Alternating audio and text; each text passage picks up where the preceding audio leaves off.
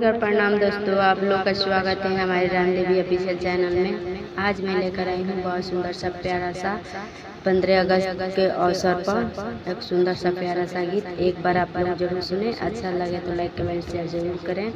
Channel पर नए हैं तो चैनल को सब्सक्राइब जरूर कीजिएगा। झंडा झंडा कोही के पुकारिले सर के बोलाइले हो। झंडा झंडा कोही के पुकारिले सर के बोलाइले हो। ये सर जीतनिया सा हो किया सही या तो झंडा फहराई बहो।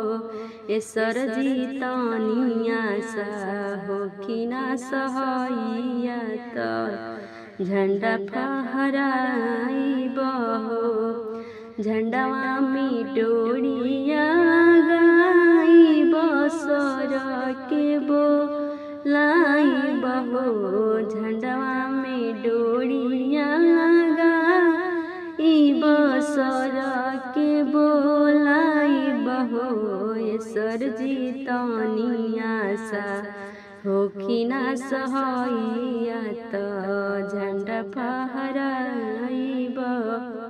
ये सर जीतनिया सा हो कि सहैया तो झंडा फहराई बहो। झंडा झंडा कोही के पुकारिले सर के बोलाइले हो।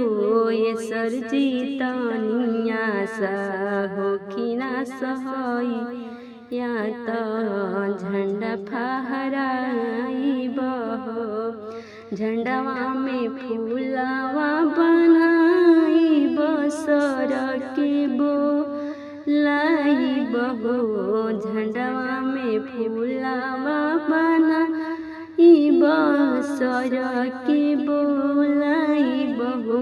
ये सर जीतनिया सा हो कि ना सहैया तो झंडा फहराई बहो।